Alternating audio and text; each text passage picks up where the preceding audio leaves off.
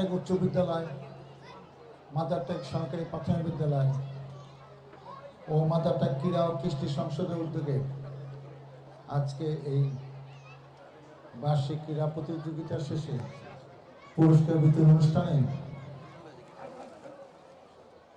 স্নেহের সভাপতি শামসুদ্দিন বাবুল, সভাপতি ম্যানেজিং কমিটি মাদারটেক উচ্চ বিদ্যালয়, উপস্থিত বিশেষ অতিথিবৃন্দ, বিএনপি অঙ্গ সংগঠনের বিভিন্ন পর্যায়ের নেতৃবৃন্দ, ম্যানেজিং কমিটির সম্মানিত সদস্যবৃন্দ, শিক্ষক মণ্ডলী, অভিভাবকবৃন্দ, প্রিয় ছাত্রছাত্রীবৃন্দ ও সুধী মণ্ডলী, আসসালামু আলাইকুম। বার্ষিক ক্রীড়া প্রতিযোগিতা একটি স্কুলের সবচেয়ে বড় অনুষ্ঠান। অতীতে অনেক রকম কাহিনী আমরা শুনেছি এবং এগুলো একটা রেওয়াজ আছে যে শীতের সময় এগুলো করতে হয়। ডিসেম্বর, জানুয়ারি, ফেব্রুয়ারি এই সময়ে এই প্রতিযোগিতা হয় এবং যেদিন প্রতিযোগিতা হয় রেওয়াজ আছে সেদিনই পুরস্কার দিতে হয়। কিন্তু বিগত দিনগুলোতে 15-16 বছর অনেক রকম নতুন নতুন নিয়ম আমাদের শিখতে হয়েছে। আমরাও চেষ্টা করব আগামীতে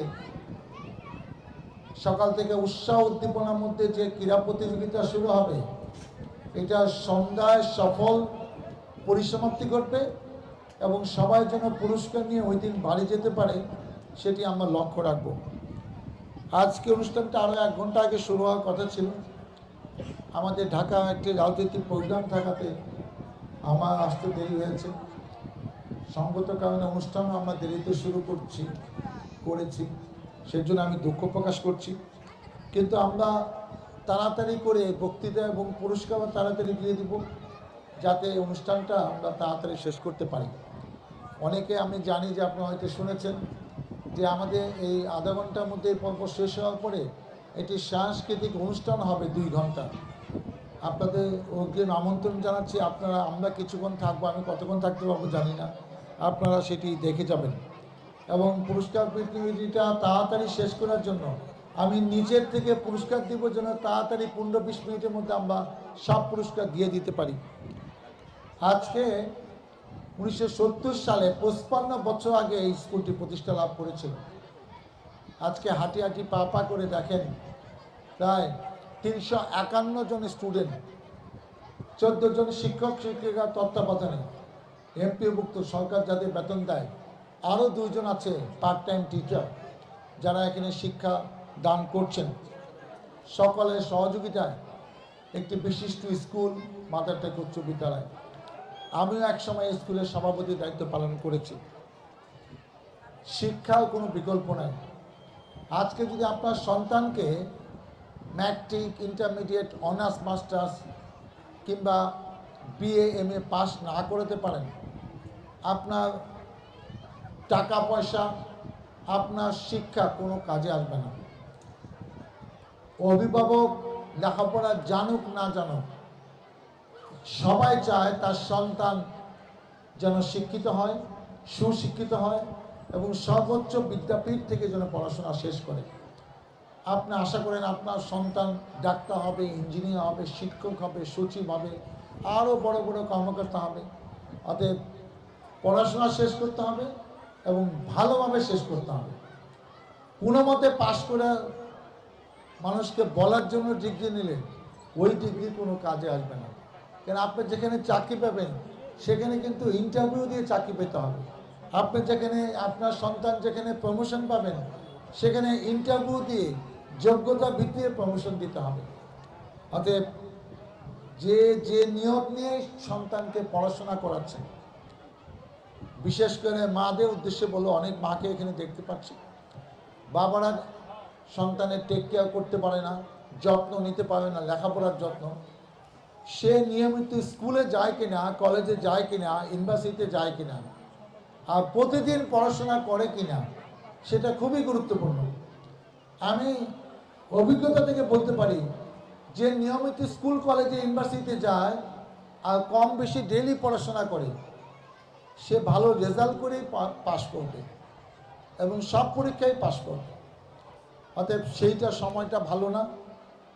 ইয়াং ছেলেরা বিশেষ করে পড়াশোনার থেকে মোবাইল নিয়ে আড্ডা দিতে, গল্প দিতে, ঘুরে বেড়াতে পছন্দ করে। অতএব একটা দুর্ঘটনা করলে, একটি দুর্ঘটনা সারা জীবনের কান্না। আপনার ছেলে কোথায় যাচ্ছে, কোথায় আড্ডা দিচ্ছে, কি করছে, এটা যদি খবর না রাখেন, যে কোনো সময় যে কোনো দুর্ঘটনা ঘটতে পারে। অতএব আপনারা আপনার সন্তানকে খেয়াল রাখুন, সে পড়াশোনা করছে কি না সেটার যত্ন নেন, সেটার দায়িত্ব নেন, ঠিকভাবে দায়িত্ব পালন করেন। আমি বিশ্বাস যে আপনি যে পরিমাণ যত্ন নেবেন, আপনার সন্তান সেই পরিমাণ যত্নে থেকেই কাঙ্ক্ষিত ফলাফল করবে, এতে কোনো সন্দেহ নেই। অতএব আমরা আশা করছি যে একটি ঐতিহ্যবাহী স্কুল, যেখানে শিক্ষকরা তাদের সাধ্য অনুযায়ী ভালো শিক্ষাদান করছে, এবং আপনার সন্তানও এই প্রতিষ্ঠান থেকে ইনশাল্লাহ ভালো রেজাল্ট করেই বের হবে, এবং যেখানে যেখানে পড়াশোনা করবে সেখানেও ভালো ফলাফল করবে। সবার জন্য আমার অগ্রিম শুভেচ্ছা এবং দোয়া রইল। আমি বিশ্বাস করি যে যেসব অনুদানের কথা ঘোষণা করা হয়েছে, আমি এখন জনপ্রতিনিধিও না, আমার দল বিএনপিও ক্ষমতা অধিষ্ঠিত না, তো সেই সব অনুদানের প্রতিশ্রুতি আমি এখন দিতে পারছি না। কারণ আমি প্রতিশ্রুতি দিলে আবার নির্বাচনের আগে আপনারা বলতে পারেন যে ওইটা বলা হয়েছিল, এইটা করা হয় নাই কেন। অতএব দল ক্ষমতায় আসুক, আমি দায়িত্ব পাই, তখন আপনাদের যা যা সমস্যা আছে সব সমস্যার সমাধান ইনশাল্লাহ আমরা করে দিব। কারণ সুবহান ইতিমধ্যে বলেছে যে যেসব এলাকা, যেসব গ্রামে, যেসব ইউনিয়নে আমাদের রিজার্ভ বুথ, অনেক বেশি বুথ ধানের শেষ পাকায় দেওয়া হয়, তার মধ্যে অন্যতম এই এলাকা, এই ইউনিয়ন। অতএব সেইটা আমরা ভুলে যাই নাই। সময় মতো আমাদের দরদ, আমাদের ভালোবাসা আপনারা দেখতে পাবেন, এতে কোনো সন্দেহ নাই। আজকে যারা পুরস্কার পেয়েছো তাদেরকে আমার শুভেচ্ছা ও অভিনন্দন।